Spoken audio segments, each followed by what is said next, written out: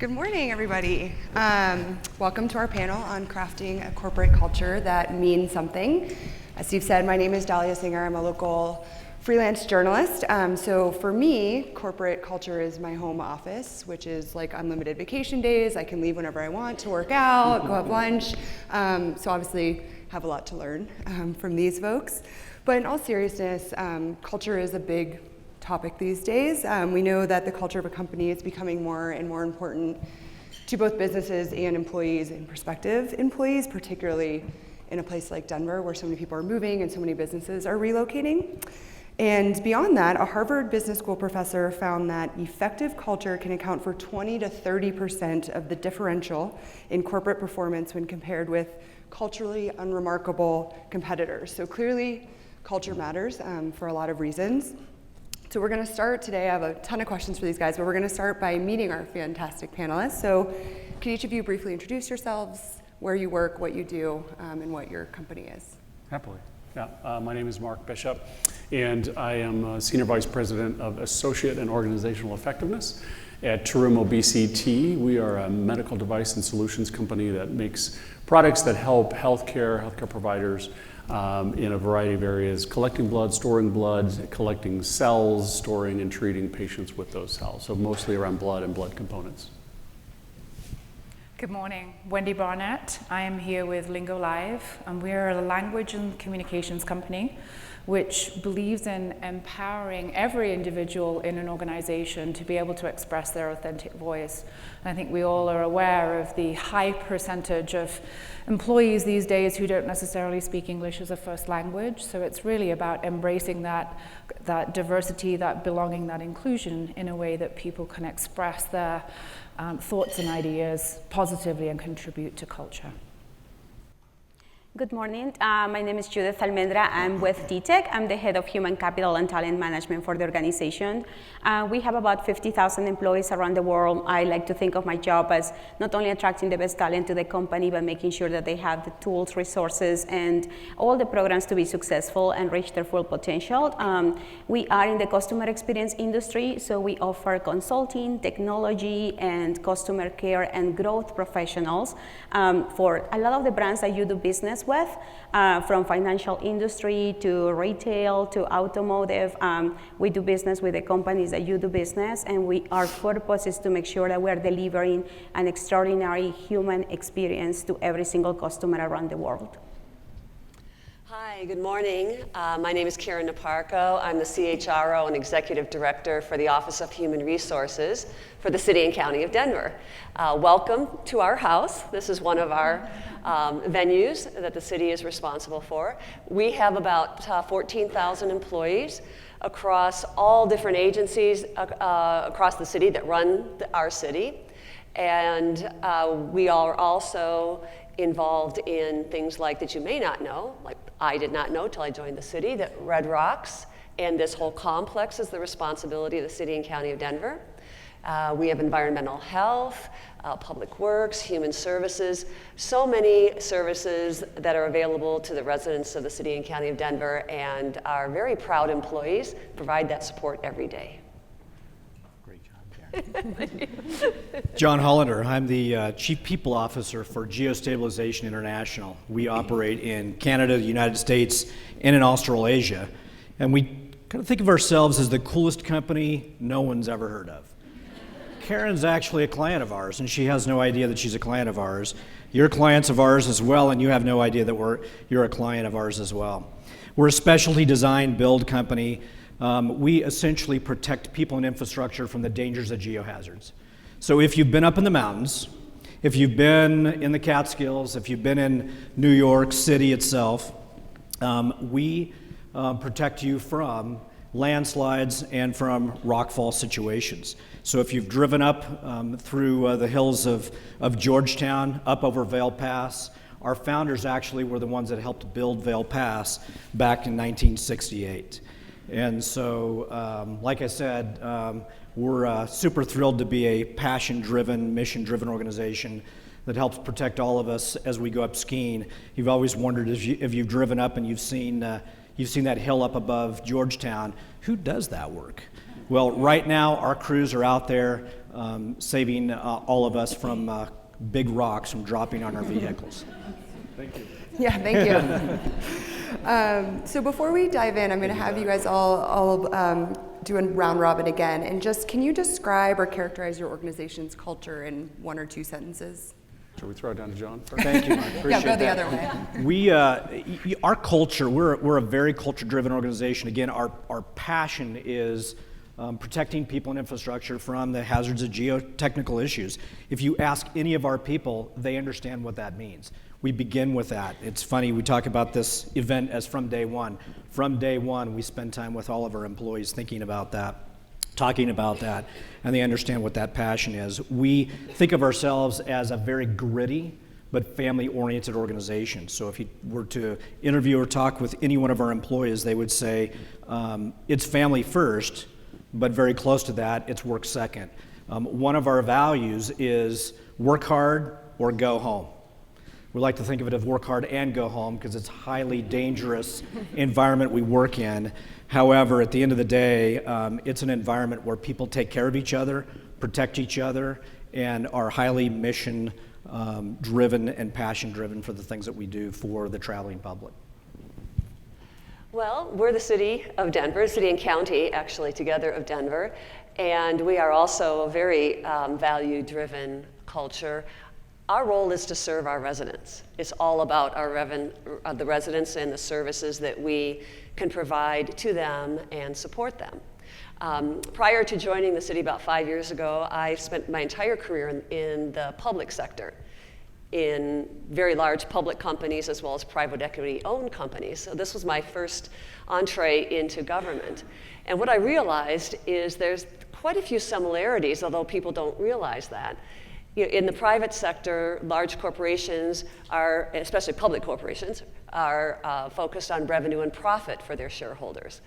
Our shareholders are interested in service and support. So the values that all of our employees have in the city and the support that they provide to residents is really driven, obviously, a very purpose-driven culture in Denver. And we seek people who want to be part of that culture. And in today's world, there are so many people that are very interested in working for an organization that is purpose-driven and has very high values. So for us, our purpose is to deliver humanity to business, and I think I mentioned that before. And it really comes to touching all the different interactions that we have with our customers. With technology continuously advancing, it's very easy sometimes to lose that personal touch. So for us, it was very important that we keep that very close to who we are as an organization, not only with our people, with each other, with the clients that we do business, with our vendors that we interact with. So our set of values are all surrounding those components. Reaching for amazing is probably one of our most amazing, is one of my favorite values in the organization. We like to think about our employees of people that never accept can't, that we are always looking for ways to figure out a solution to the problems that either our customers, our employees have, our clients, and our vendors.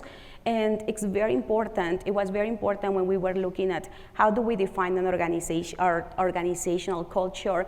It was very important for us that we could clearly define it and stand behind it and have initiatives and have ways to demonstrate it, that they were not only words on the wall, that it was really something that we could stand behind.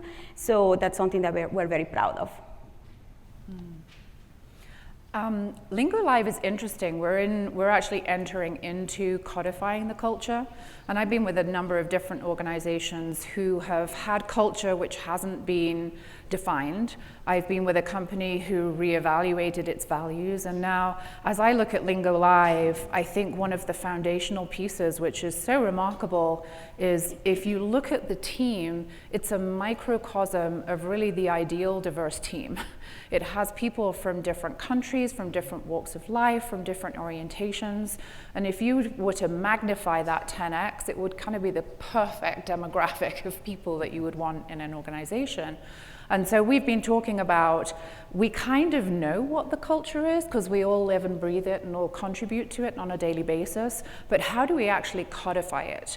Because that's how, when you bring people into an organization, you can truly articulate, like you just said, what is it that we hold really important? What is it that we expect of each other in terms of how we show up every day. So that's a Q4 mission for us, is how do we define this culture, how do we codify it, and how do we ensure everybody is living by it on a daily basis? Very good. So as you would imagine at Terumo, our culture is very patient-centric, so the patients that we ultimately serve. We're not the direct caregivers, we're not the direct healthcare providers, but we're the technology behind those treatments, and so we really bring that back into everything we do. One of the hallmarks of the way we reinforce this is through regular patient stories. So we tell the stories about patients who are treated using the technology and the devices that we create, and try to bring that back in so that all of our folks really have a very strong alignment with what they're doing. The work that they're doing is really improving somebody's life somewhere, saving somebody's life somewhere. And so, really that's the hallmark of engagement, and the way we work, the way we make decisions, how we behave, is that patient mentality. If you walk into our lobby of our headquarter building, there's a large picture of a patient. It changes frequently, and it's our ongoing patient story. So you just get greeted with that the minute you walk in the front door, and very, very critical to who we are, what we do. Thank you. So obviously we're throwing around this word culture, and so I think we should take a step back, and Judith, I'm going to ask you to answer this. Culture is a lot more than I think what we hear about, flex time and parental leave, and there's a gym in the office, and that's super cool. Obviously, from all the answers you all gave, culture is much bigger than that. So I'm wondering if you can explain more broadly what corporate culture is when we're referring to it, and maybe some of the core components that make up what a culture is. Right. So I think for us is really those intangibles, right? I think people tend to think about what you just described, right? The gym and all of those things. And we have those, by the way, if anybody wants to apply at TTEC. But just a quick commercial. Because I'm in talent acquisition, sorry, I have to do that. But yes, it is truly the intangibles. For us, one of the biggest challenges we had over the last 5 to 7 years, we have made 10 different acquisitions, having 50,000 employees and having a global presence. And we acquired a lot of smaller organizations, which were used to operate in a very different way than we did. So bringing those into the company, it has been a journey. So for us, it was about defining who we truly want to be, who we are today, and starting to establish one single culture across the company. And that it goes back to, it doesn't necessarily, it's the intangibles about how do we behave, what are the behaviors that we want our leaders to exemplify, how are the ways that we interact with each other as people in the organization, what are the programs. When we talk about empowering people, well, do our policies really represent that, or they really back up what we're saying we stand behind? We started the journey about 4 years ago to trying to define what our culture was.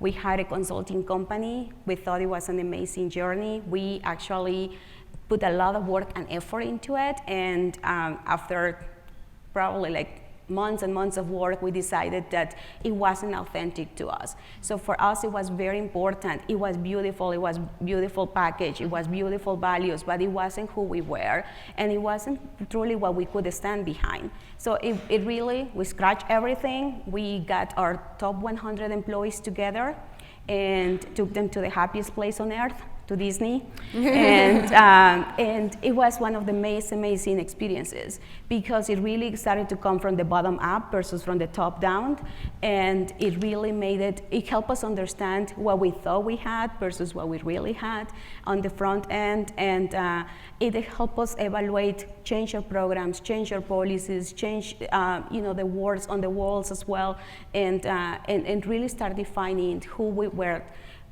and who we wanted to be. So it's a journey. It doesn't happen overnight. We're still in the middle of it.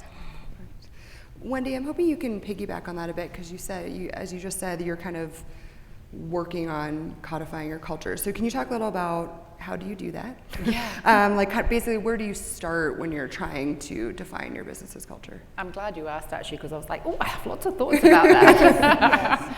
I think it's really interesting how culture can be defined by the mass body of employees, and how oftentimes we think about culture being defined by the executive level. And I love how you said, oh yeah, this is who we actually are and this is who we think we are. And I think you kind of experience things on a daily basis which you don't necessarily know how to articulate. You just live them. It feels good to be around those things. And I think you start with values. I think you have to start with, are we patient-centric? What is most important to us? And those are the starting points. You don't want too many. I've been at companies who had so many values. They had 15, I won't name the company. But needless to say, they didn't live those values. So if you read the media, maybe a couple of years ago, you might guess who I'm talking about. So I think it's really important to understand what those core values are and what's really important to you as a company. And then you work back from there. And I think the experience I had with a previous company was you ask the employees, right, what is it that keeps you here? And you will find in different focus groups, I'm interested, it's months and months, it took a year to do this. And you really come down to, you get a lot of commonality in the feedback from the employees around what the experience is. And from that you can extrapolate values and you can say, oh, so this is kind of what our culture is. And then I think where the executive team and the leadership really comes into play is the expectations of how they live those values and how they demonstrate them. Because if you have a body of employees which says, yeah, this is who we are, we believe this, and you have senior leadership who is not exemplifying and living those behaviors and values on a daily basis, it breaks. It becomes inauthentic. And so it's very, very important, I think, to get that big body of people telling you what their experience is on a daily basis. And then you go through there, and it is a month to a year, depending on the size of the company, process to really get to that authentic voice. I also see culture as very evolutionary as you think about the attrition, turnover, growth of companies. You're hopefully hiring for people who are matching those values and culture. And I've seen, actually, when you make mistakes in hiring, because we do lots of times, you'll find that organism will repel them when they don't align with those core values. So it kind of becomes a self-serving culture. And then the employee base will continue to evolve it with the core values remaining the same. I feel like you guys read my notes because you're answering my questions before I ask them. Because my next question for Mark, as I was preparing for this, I'm reading all this stuff online about corporate culture and what is it, and a lot of the powers that be, whoever it is on the internet, say, it needs to be top down. The executives need to create the culture, and part of what you're saying, they need to lead by example. But it seems like, business is changing, and a lot of you are mentioning that some of it should really come from employees. So I'm curious about, is it a mix? Do you think it really should come from the top down? Well, I think, to Wendy's point, it is both. You can't create or try to create a culture that doesn't, resonate with your associates or your employees. So, we all know that it needs to start with your values and your strategy. We've all heard for years, culture eats strategy for lunch. So if your culture doesn't support where you're trying to go, you're not going to be successful. So it has to be aligned to that in the start. But then it has to ring true to your associates. It has to be embedded in your processes. It has to be in your reward and recognition systems. That all has to line up, because if it doesn't ring true, to the associates, you're going to end up with, the Wells Fargo, the Volkswagens, the Enrons, where, they had as good a corporate value statement and corporate culture statements and mission as any organization. But somewhere it broke down and went wrong, and that's where it's got to be. I think you used the word resonate. It's got to ring true. You've got to work hard, and you do that by testing it, and you do that by socializing that. In our organization, years ago, we tried to roll out some purposeful change in our culture. We tried to just translate it into languages, just a strict translation, and we learned very quickly they needed to have the conversation in these cultures and these languages to say, what does empowerment mean in our culture and our language? The literal word translation just didn't work for them. And so it has to be meaningful, it has to be a conversation, it has to resonate with them, or they'll just go off and do what they think is the right thing mistakenly, and you'll end up with some of these classic cases where it doesn't work well. Thank you. Karen, I want to expand on something you said in your intro, which is about the difference kind of between the public sector and the private sector. So I'm curious about how kind of what they've touched on in creating culture, how it's perceived, how it's implemented. How does that differ in the public sector, and is there overlap? Yes, actually, there's quite a bit of overlap. I mean, I was listening to my colleagues, and I was saying, yeah, we do that. Yep, we look at that too. We focus on that. I think the difference that I find in being in government, and there are many of my colleagues that I've seen here today, is that we are, in effect, we are a political organization. We have elected officials, we have appointed officials, and then we have employees that are employed just like the rest of us in the private sector. The difference that I found, which is really amazing to me, is that I couldn't imagine being in the private sector and potentially every 4 years, our entire leadership team changes over. So Mayor Hancock appoints 65 appointees when he enters his term. And of course, he can change that if he desires throughout his term. But if he is not reelected after 4 years, he leaves, and pretty much all of his 65 leaders that are running every business in the city leave with him. New mayor comes in, all new leaders. And what that does is really disrupts a bit the culture that's in place in the city, and those leaders in a city environment determine what that future culture will be to a certain extent. It is also driven by employees. I very much believe that. But that is a huge, huge difference that I found being in a government environment different than being in the private sector.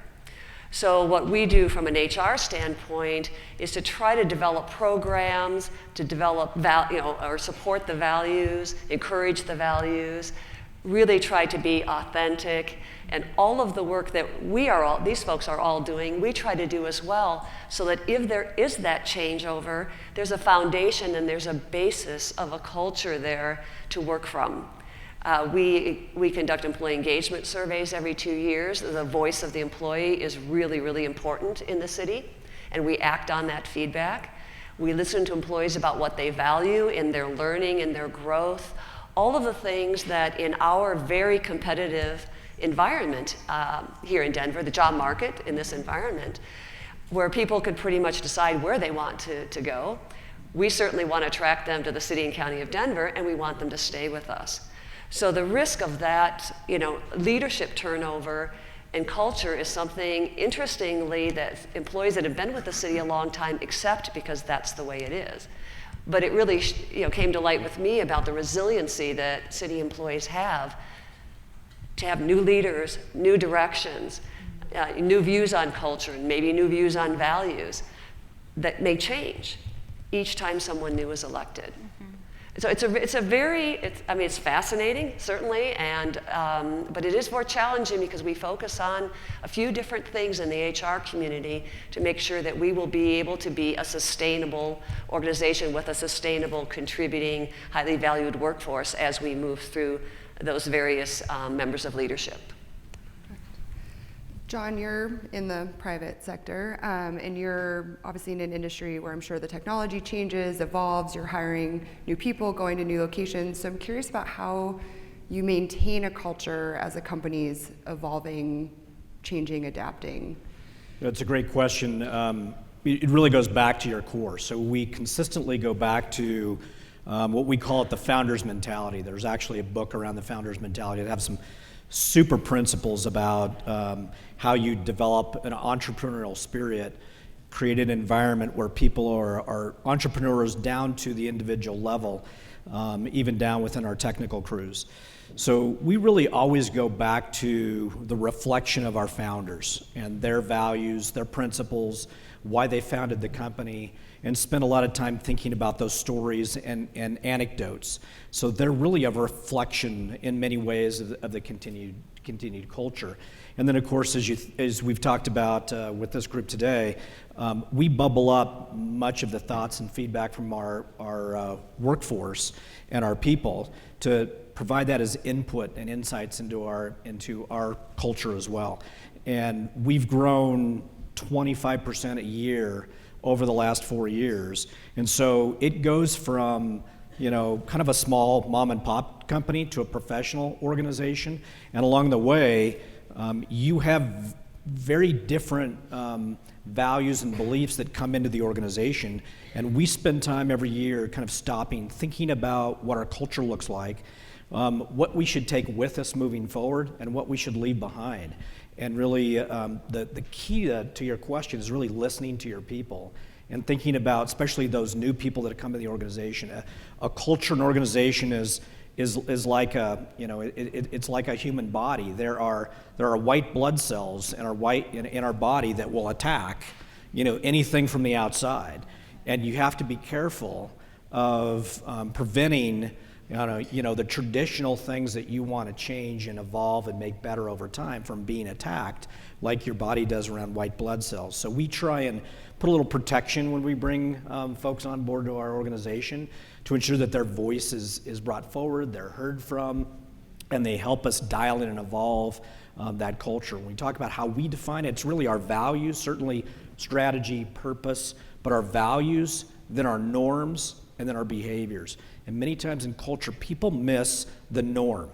The norms are the sweet sauce in between. It's the gray space in your organization that something becomes a norm. It's what we do. It's Bagel Tuesdays. It's Margarita Mentoring Fridays. It's whatever it is you're creating that's a norm in your organization. I know you're writing that down, aren't you?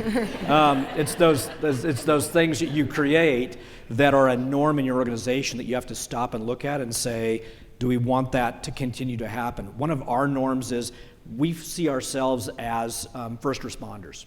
So when a rock lands on I-70 in Glenwood Canyon, we're there at 4 o'clock in the morning. The norm there is when the phone rings at 4 in the morning, we answer it. We go. We're there because there are 1,000 truckers sitting out there in line waiting to bring goods and services over to your favorite Amazon warehouse that's sitting on the western slope that are not going to come over here, or they're going to be late, and you're not going to be happy. So we have to go get those rocks off the road. We have to solve that rockfall problem at 4 o'clock in the morning so that people can live their lives. And so we have to be careful of protecting that passion and that value while we adjust and evolve to have a culture that moves to the next level. So something you touched on please go ahead. There was something that you said that was super interesting to me, which I think is incredibly important when you think about culture and the evolution.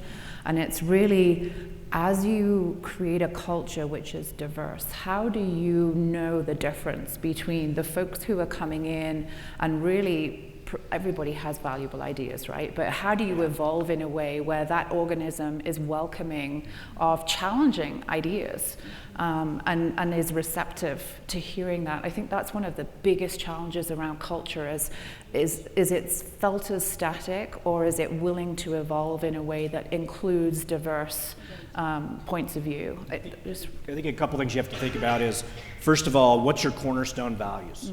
Things that they're tried and true, they're going to be there every day. That's our passion, that's our mission, that's what we do.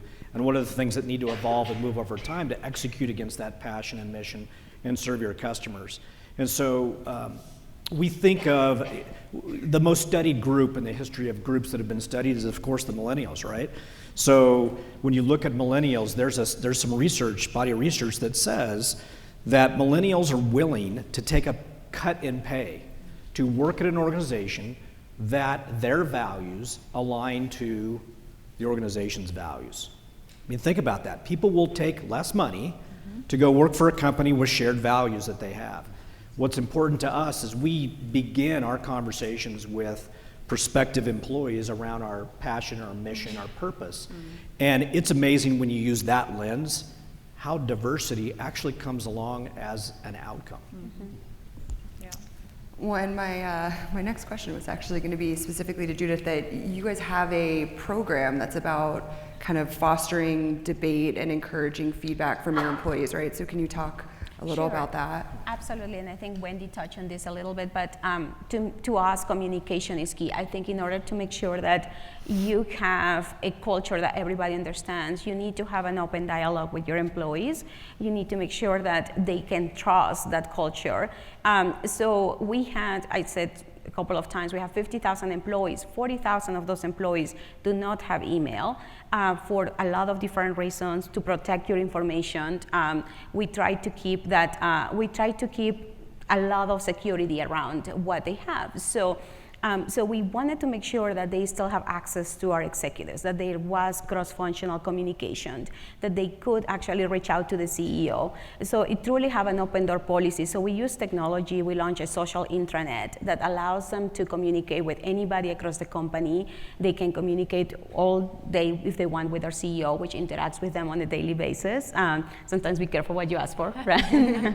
But we get a lot of great feedback. We have different programs. We have a We Hear You program where people can provide us ideas, but they can also give us confidential and anonymous tips.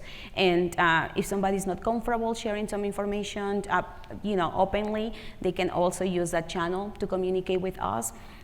We had a lot of other different ways in which we can actually put together focus groups. I think Karen mentioned the voice of the employee. So we do that almost on a monthly basis, just to keep in tune on what's happening with our business. What are the things that employees are most concerned about? We actioned all of that information. It's important that if we're asking for feedback, that they understand what are we doing with that information. Are we taking any actions? So that two-way communication has been key for us. Can I ask a follow-up to that? Yes. So with regard to that, the internal social media, was that sort of a foundation of your culture, or did you have to cultivate that and encourage that openness? And then how did you also sort of encourage the, shall we say, right responses so that we continued that two-way dialogue? So it wasn't natural for us at the beginning because, again, there was so much restriction on what we could do and couldn't do. I think our employees were ready for it. Honestly, I don't think our executives were ready for it. So it was an evolution. I think it was truly the value that brought to them, understanding that we launched a bunch of programs and it's like, well, do they even work, right? So getting that feedback, asking a question and getting 100 responses, we actually use it, for example, when we're going to do a sales pitch. We were talking to a company that they are gamers. So we just posted a question in our social channel and said, hey, we're looking for gamers. And everybody across the company just posting about what they do, how they go about it, and allows us to provide that great information to our sales teams. So there is tons of value on the knowledge of the collective knowledge, and I think that's what actually made a lot of our teams and executives and other groups start embracing that platform. Yes. I think that's where, if I can just jump in, that's where I'm so passionate about the concept of language and communications. And when we have such a high percentage of the employee population which doesn't have English as a first language, how we facilitate their ability to be able to share those thoughts and ideas is so critical to innovation, to culture, to evolution, to everything. And that's kind of what Lingo Live's passion is really kind of empowering people to be able to share that authentic voice and listening to everybody. Communication is kind of the foundation of how we evolve those cultures. So it's very refreshing to hear that and understand and believe that that's truly at the foundation. Yeah. So we will be opening this up for Q&A in the last few minutes. So I just want to ask one or two more questions, but if you have questions, kind of get them ready in your head. I understand that your company is planning kind of a summit to evaluate your culture, and so I'm curious, I think metrics obviously are huge for people these days, but what are kind of the areas that you're, like, how do you measure if your culture is working? What are the kind of things that you're going to be looking at to see kind of how it's going? Yeah, there's a lot of things. So of course the voice of the associate is a big thing. So we directly ask them. We do that. We do roundtables. We do town halls. So a lot of measurements around that. A lot of it is conversational. So when you're trying to test out cultures and behaviors, you can survey, and that's a great data point. But the meaning is usually in that conversation, in that dialogue. So it has a lot of basis within that. So we try to get out. We're planning to bring our top leaders not to the happiest place on earth, but the second happiest place, which is the Denver West Marriott. And we'll have a joyful time there. talking about how what parts of our culture need to shift to really match up to our strategic plan moving forward over the next 3 to 5 year horizon. But it's a lot of conversation to me. It's a lot of interaction because that's the human nature. You're talking about behaviors. You're talking about how people treat each other. You're talking about how people make decisions. Those are the manifestations of your culture. And it's a little hard to just measure that on a numeric scale. But certainly the voice of the associate is our most common tool. So we have about 5 minutes left, and I have plenty of more questions I could ask you all, but does anyone in the audience have a question? Do you want to just try and yell it, or do you want me to give her a mic? I could try to push that. Do we have a traveling mic? There's a mic coming to you, but you can.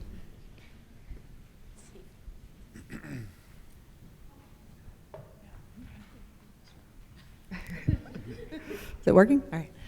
So I have responsibility for global talent management, and a few years ago we were really lucky, 2017, to refresh our culture at the same time as we were developing our EVP. So they were really nicely aligned at a high level, and we've put a lot of thought into how will we leverage one versus the other.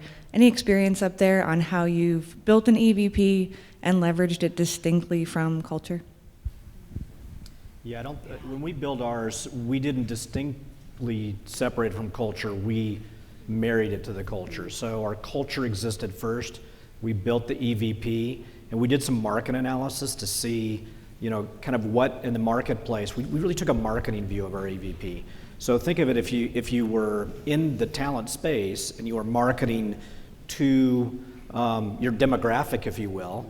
We started to kind of begin to think about what's our demographic. We built our EVP that reflected our culture. And then we used that to go to market, just like a market. We actually hired a marketing firm to help us go to market and think about potential constituents or employees as customers, if you will. And our EVP statements are very reflective and heavily embedded in our culture. We did something very similar to that. I mean, given that we're a city, people candidates say, well, of course, it is a city. We know the city's there. You provide services and things. But they don't and weren't often thinking about us for a career. And so we realized that we really needed to establish, as part of that value proposition, a brand. Why would you look at the city? What are the opportunities in the city? We needed to create awareness about the many different careers that you could have and promote in the city. And we did a very similar thing. We hired a marketing firm. We ran focus groups with our employees, with candidates, with the public about, what is your view of the city of Denver? Why would you want to work at the city of Denver? Those types of things. And we gathered so much information from that, along with our focus groups of employees, engagement survey. And from that, we developed a brand that's be a part of the city that you love. And you'll see it on buses and at the airport, on billboards. We feature our employees as brand ambassadors, and that's part of our culture, that it is about our employees. And we then created what is our differentiator for Denver? One of them is obviously strictly our strong purpose in serving the public. And from that, we built out our value proposition, and then we promote that through all of our marketing materials, collateral, social media. We're out there in many different ways now than the city would have been 6 and 7 years ago. I think it's very interesting that it's something I've spent a lot of time personally thinking about is that separation of personal and professional life. And if we think about our values, they really come from a personal place. And we spend a lot of time, some 8 hours to 12 to 14, 16 hours a day working. And so the integration of that personal and professional life and the integration of those values is really critical. And so how do we actually, as a culture, as an organization, we as human beings are attracted to organizations which reflect our personal way that we wish to live our lives. And so I would agree with what's been said. I don't think the two are in any way separated. I think it starts with culture and with values and how we as humans want to live. And then we find places that we can live authentically. Take one more really, really quick question. For those of you that are measuring engagement and voice of the employees and all that, if you only had one question to measure how you're doing from a culture perspective on those surveys, what would it be? I need 5. You can only pick one. That's tough. I always say I like Net Promoter Score from a customer standpoint, but flip it to the employee standpoint. Would you recommend us as an employer? I mean, it's kind of the uber ultra advocacy question or result. That would kind of be mine if I had to pick one. Would you refer us to one of your friends to work here? We use the Gallup 12 for our engagement survey, but we actually use, we use the Net Promoter Score for our pulse survey, just to get a quick sense for what it is that they love about the organization or they don't like about the organization. At the end of the day, if you're willing to recommend us as an employer, we know we're doing something good. So I would agree. That's actually what we use. We use that one single question when we have to do just a quick pulse on how employees are feeling. I think the question that I would ask is, do you feel valued and are you contributing? Because that is so much a part of our culture. We want our employees to feel, that they are highly valued, respected, appreciated. But they also have to know that they're contributing, that they're making a difference, that they're able to fulfill that purpose that we have for the city of Denver. In all seriousness, our baseline has always been to ask the question, I understand how the work that I do impacts the life of a patient. And that's been our baseline. Well, I have a big red thing saying time's up at me. So thank you all for being here. Thank you for the great questions. Thank you for listening, and enjoy the rest of the day.